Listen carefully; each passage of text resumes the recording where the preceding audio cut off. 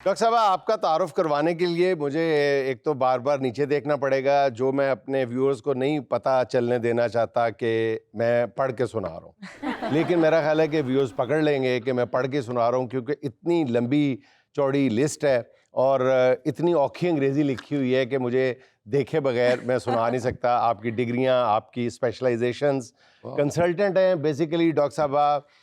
Paediatric rehabilitation इनकी specialisation है basic.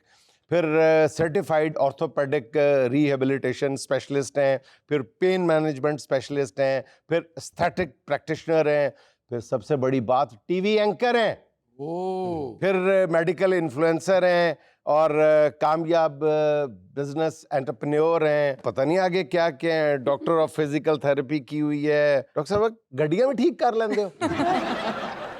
काश अगर उसकी भी कोई स्पेशलाइज कोई होती ऐसी इन्वेंट्री और वो कोई एआई से रेलेवेंट होती तो I would be loving to do that as well. अब आप इन चीजों में भी एआई का इस्तेमाल कर रही हैं sir? Yes, I am doing and I'm planning to have a specialization, super specialization of that as well. अच्छा डॉक्टर साहब, मैंने देखा है कि आजकल हार्ट के डॉक्टर्स जो है ना, उनका भी दिल करता है कि वो एस्थेटिक्स की तरफ चले जाएं। ठीक है, क्योंकि वहाँ पे मतलब वो अब खूबसूरती ज्यादा है। वो जो मिलती हैं चीज़ें, कायदे आज़म की कैप, ये वो समझ गए ना, वो ज्यादा है।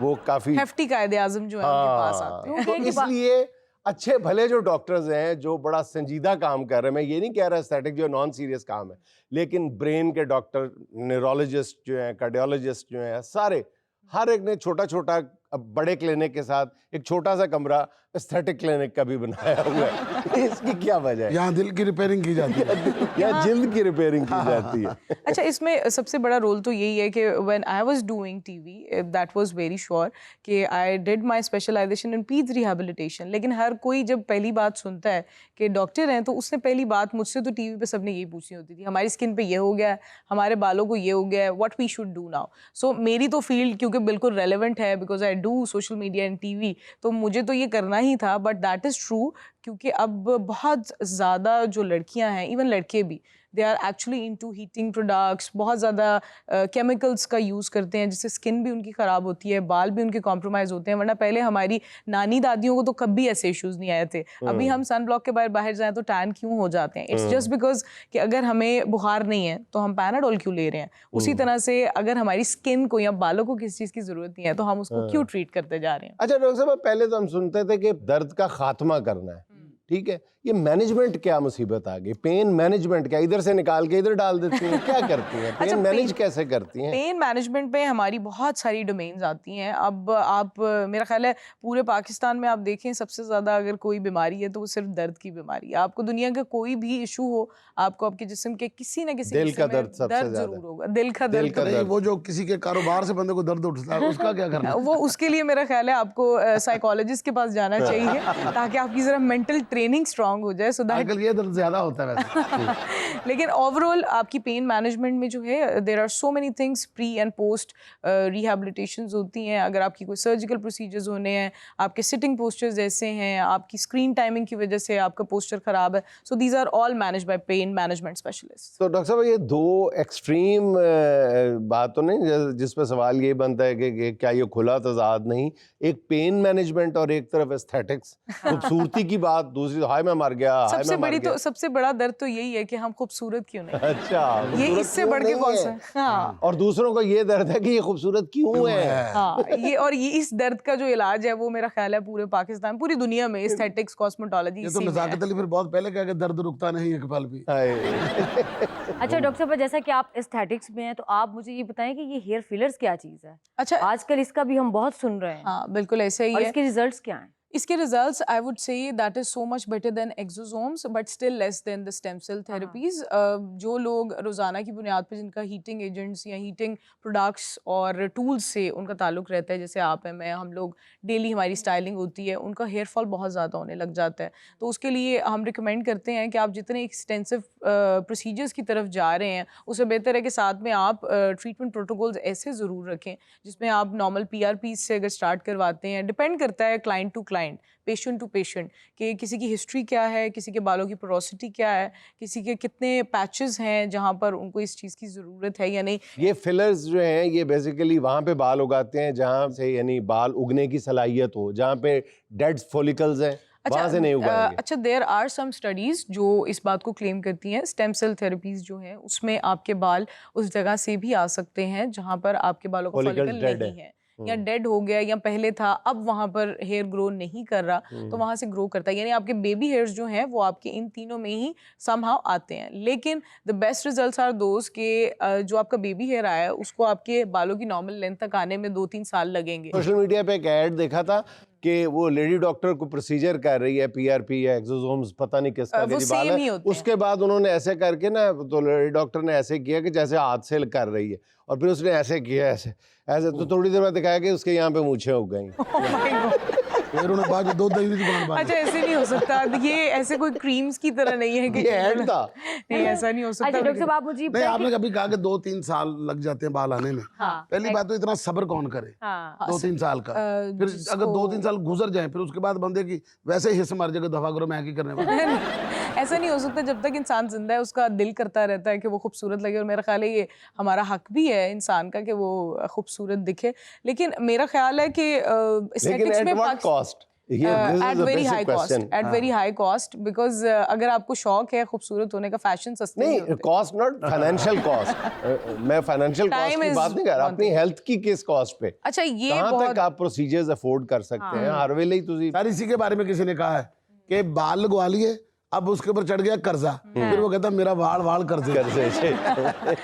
अच्छा जुनैद साहब तो पूछ रहे हैं ना कि हेल्थ को देखते हुए आप मुझे बताएं कि वैसे कॉस्टली कौन सा है इन तीनों में? सबसे ज्यादा stem cell therapies are expensive, और उससे भी ज्यादा एक्सपेंसिव आपका हेयर ट्रांसप्लांट है जो कि आपका अल्टीमेट सोल्यूशन है। But for that you should not consult me, you should consult a plastic surgeon who is specialise in plastic surgery, वही आपका हेयर ट्रांसप्लांट कर सकते हैं। और उसमें भी देखे ना वो चार्ज करते हैं कि जी आपको फी बाल Yes. इतने में पड़ेगा। पर हेयर। कोई बंदा बेहोश पड़ा हुआ है, उसने पीछे प्याला पड़ा है जिसमें किसने बाल गिनने हैं, किसने गिनती करनी है बालों की, उठता है वो कहते हैं 4000 बाल लगा दिए। डॉक्टर साहब ये बताएं, ये अचानक टीवी एंकर बनने का ख्याल कैसे आ गया? अच्छा, ख्याल कभी भी नहीं आया। और when I did my specialisation, I become the youngest speech rehabilitation consultant of Pakistan. उसके लिए मुझे एक टीवी शो ने एज गेस्ट बुलाया, जैसे आज मैं एज गेस्ट आई हूँ।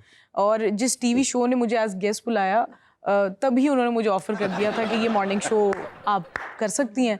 तो मैंने मजाक में ही मैंने कहा मतलब क्या ही होगा, आई नो नथिंग या जो भी है, but I did so amazing. माशाल्लाह मेरी टीम बहुत अच्छी थी। अच्छा, तो आप शो नहीं पे तो गई? उसके Morning बाद show, आप मैं जब उसकी host- मेहमान के तौर पे गई और फिर आप एंकर बन गई, मैं उसके उसकी बाद किसी खातून एंकर ने ये रिस्क नहीं लिया होगा कि आपको अपने शो में बुलाए। नहीं, उसके बाद मैं मुझे क्या वक्त कुर्सी नहीं अंदर मिला। मार के बैठो। उसके बाद मुझे वक्त नहीं मिला।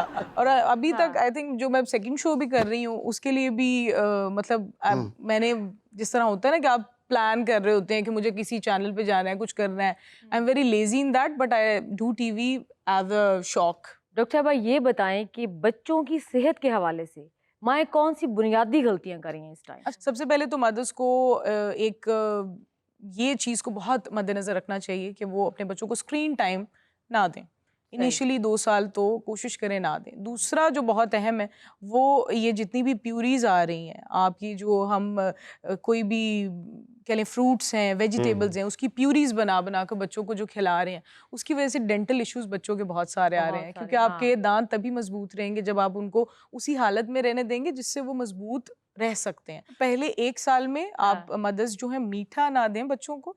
शुगर जो है वो बहुत सारी प्रॉब्लम्स तो का जो माएँ जो कहती वजह है बनती मुझे एक मीठा दे दो, एक मीठा दे दो। नहीं,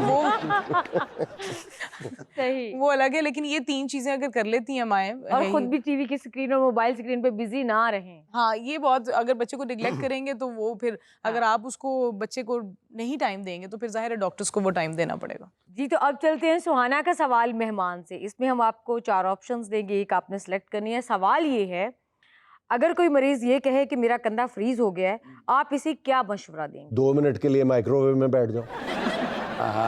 नहीं तो इन्हें कंधा दे के इंज करके बैठे रहो।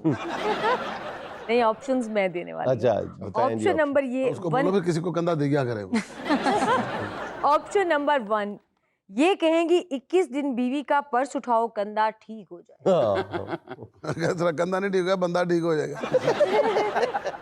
और आपको वजन कम उठाना पड़े इसलिए बीवी का पर्स हल्का रखें। ਉਹਦਾ पर्स हल्का हुए, बीवी तरस नहीं खाती। ऑप्शन नंबर 2 ये कहेंगी घर के सहन में झाड़ू पोछा लगाने की एक्सरसाइज स्टार्ट करो। जेगले ने कहते ये तो ऑलरेडी चल रहा है। हाँ। ऑप्शन नंबर 3 ये कहेंगी कंधा वाईफाई पर करवा लो जैम नहीं होगा। ऑप्शन नंबर 4 या फिर कहेंगी कंधा ठीक नहीं हो सकता आपको शोले फिल्म वाला ठाकुर बना देती। आई थिंक सबसे बेहतर जो ऑप्शन है वो सेकंड है, क्योंकि उसमें कहीं ना कहीं एक्सरसाइज की बात की गई है, लेकिन आपने घर में झाड़ू पोछा लगाने की बात की है। मैं कहूँगी कि वो ओवरहेड एक्सरसाइजेस करें तो वो ज़्यादा बेहतर है। झाड़ू पोछा करें लेकिन ऊपर की तरफ करें। मतलब जाले उतारे घर जाले उतार लें। नहीं, अगर औरत को हो ना ये प्रॉब्लम, तो ये डॉक्टर कह दे कि जी आपने घर के अंदर ये जाला उतारना है या पोंछा करना है या झाड़ू देना है, सारा कुछ करना है, तो औरत बाहर निकल के कहेगी किसी और डॉक्टर को चल। डॉक्टर ने जवाब दे दिया।